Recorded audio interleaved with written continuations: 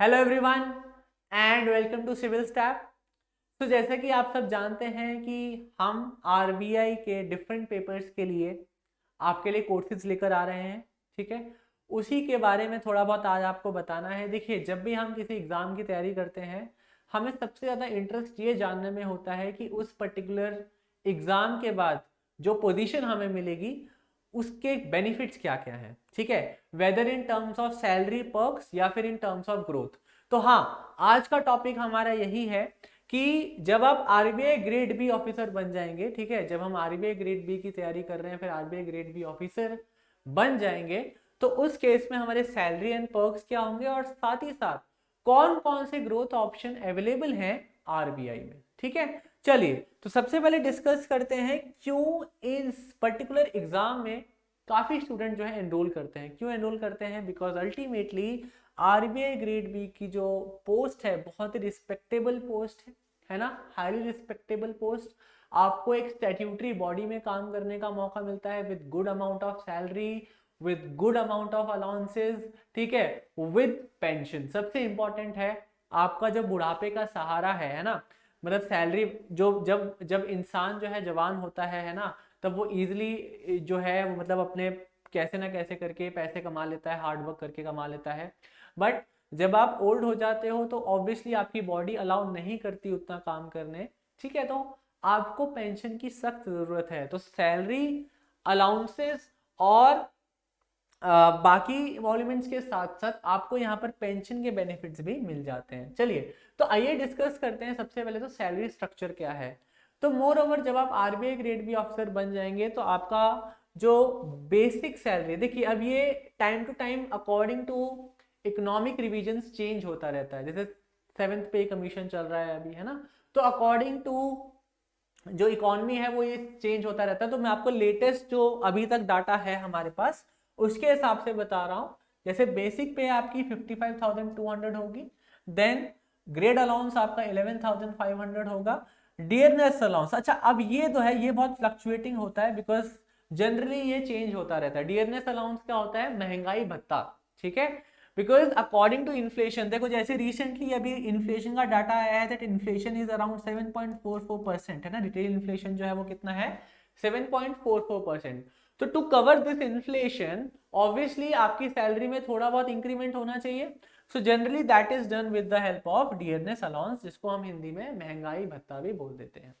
ठीक है, then CVPS incentive and other allowances आपको मिल जाते हैं। ठीक है, देन स्पेशल परक्यूजिट्स अलाउंस आपको मिल जाते हैं, then special allowance direct recruit आपको मिल जाता है, कंपनसेटरी अलाउंस मिल जाता है, लर्निंग अलाउंस आपको मिल जाता है।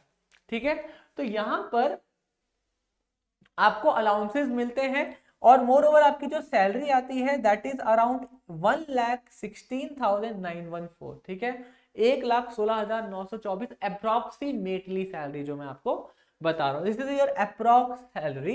ठीक है, अब ये टाइम टू टाइम जो है आपकी रिवाइज होती रहती है। तो ये एक तरह से स्ट्रक्चर है, आपका ब्रेकअप है सैलरी का। ठीक है, इसके बाद अगर हम बात करें जो अलाउंसेस, जो पर्क्स एंड अलाउंसेस है, उसमें आपका डियरनेस अलाउंस तो हमने ऑलरेडी बात कर ली है। एक आपको एचआरए मिलता है that is house rent allowance. ठीक है, क्या मिलता है आपको? House rent allowance. क्या मिलता है?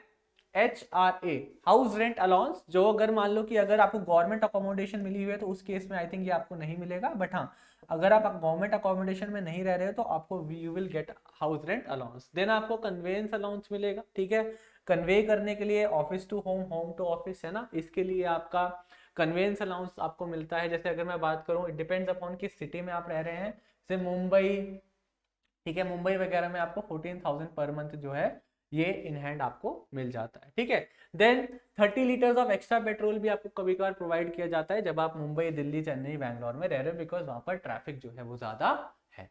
ठीक है, चलिए नेक्स्ट है आपका एजुकेशनल अलाउंस, जो कि आपका 4,000 पर मंथ के हिसाब से मिलता है आपको फॉर योर एजुकेशनल पर्पस। जो भी आपने नए नए अपडेट्स चाहिए आपको फॉर डूइंग योर जॉब, तो इसके लिए आपको वहां पर आप खर्चा कर सके वहां पर, इसलिए आपको मिलता है। Then again leave fare concessional travel. ठीक है, अगर आपको कहीं अपनी फैमिली के साथ ट्रैवल करना है तो उसके लिए आपको अलाउंस मिलता है। ठीक है, जो कि आप 2 साल में एक बार अवेल कर सकते हो for 1 lakh rupees.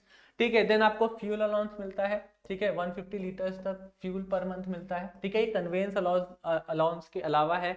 Then made रखने के लिए आपको काम करने की टेंशन नहीं है, घर पे मेड अलाउंस आपको मिलेगा 3000, ठीक है। देन मोबाइल अलाउंस, जो आप फोन यूज कर रहे हैं, that you can claim, obviously mobile allowance आप क्लेम कर सकते हैं। देन सोडेक्सो, देखो सोडेक्सो क्या होता है, सोडेक्सो एक कार्ड मिलता है आपको, एक कूपन सा मिलता है, जिसमें आपको 2000 रुपीज तक के आपके अकाउंट क्रेडिट हो जाएगा, ठीक है, वो सोडेक्सो का अकाउंट होता है, वो क्रेडिट हो जाएगा, उससे आप मील कूपन्स वगैरह जो है, फूड ग्रोसरीज वगैरह जो है वो बाय कर सकते हैं। अब ये जो चीज है वो हर जगह नहीं चलती है, जैसे कुछ कुछ स्पेसिफिक जो टाइप्स हैं, ठीक है, जहां जहां टाइप्स हैं सोडेक्सो के, वहां वहां ये चीज आपकी चलेगी, ठीक है।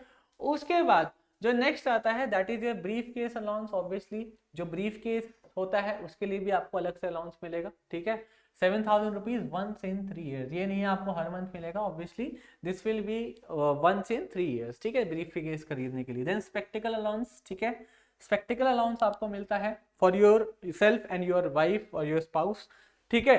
देन बैंक लोन फैसिलिटी आपको मिलती है, कल को मान लीजिए आपको हाउसिंग लोन चाहिए, व्हीकल लोन चाहिए, ठीक है, अलग अलग टाइप के लोन्स आपके पास अवेलेबल हैं with less rate of interest, ठीक है, अच्छे रेट ऑफ इंटरेस्ट पे आपको लोन मिल जाएंगे, ठीक है। देन मेडिकल अलाउंस आपको मिलता है, ठीक है, मेडिकल बेनिफिट अलाउंस आपको मिल जाता है, राइट, 4000 रुपीज तक का, ठीक है। एंड फाइनली अगर मैं बात करूं पेंशन, ठीक है, पेंशन आपको मिलती है जब आप रिटायर हो जाते हैं, जब भी आपकी रिटायरमेंट एज आ जाती है। तो देखिए बहुत सारे बेनिफिट्स हैं, there are lot of benefits joining RBI, ठीक है, जो स्पेसिफिकली बैंकिंग की प्रिपरेशन कर रहे हैं they can look forward to it, ठीक है। आरबीआई इवन असिस्टेंट का पेपर भी है जिसकी जिसकी बातें अभी चल रही हैं, एंड ठीक है असिस्टेंट का पेपर, एंड साथ ही साथ आरबीआई ग्रेड बी का नोटिफिकेशन भी जल्द ही हम लोग डिस्कस करेंगे, ठीक है। देन एनपीएस, ठीक है, अब ये डिडक्शंस की बात कर रहा हूं, देखो ये जो 1,16,000 मैंने आपको बताया था दैट वाज योर ग्रॉस पे, ग्रॉस पे मतलब ठीक है जो ग्रॉस आपकी इनकम होती है, बट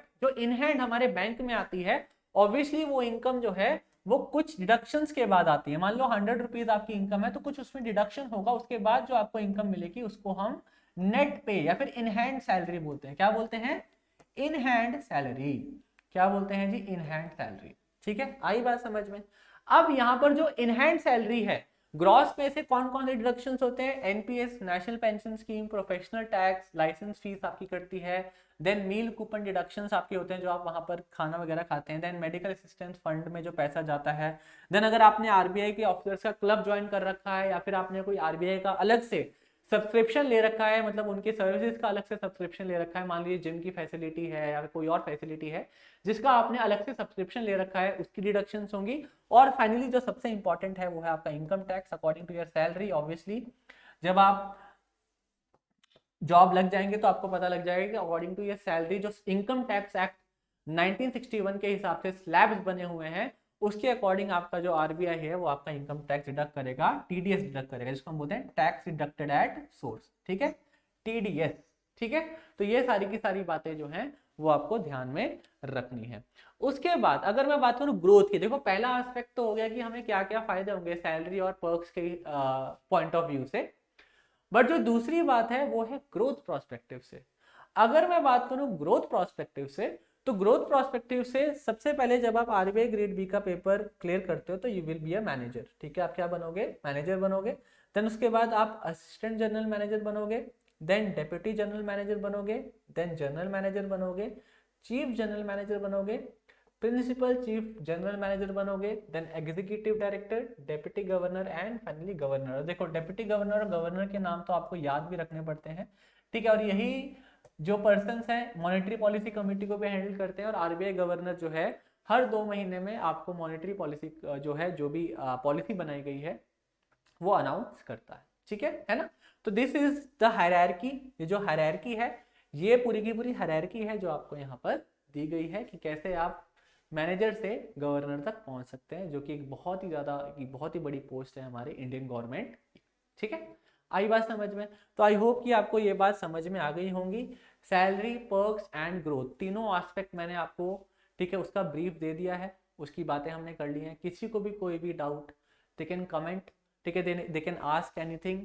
ठीक है, तो सबसे पहले हमारी यही रिक्वेस्ट है, please like share and subscribe. ठीक है, और आपके लिए हम ऐसे ऐसे वीडियोस लाते रहेंगे। साथ ही साथ जल्द से जल्द हम लोग जो है वो, जैसे आरबीआई असिस्टेंट का आपकी क्लासेस ऑलरेडी शेड्यूल्ड हैं तो वो स्टार्ट हो रही हैं, ऐसे ही हम आपके लिए कोर्सेज लेके आते रहेंगे। ठीक है, चलिए, thank you so much guys and all the best, take care and मिलते हैं अब आपसे नेक्स्ट सेशंस में।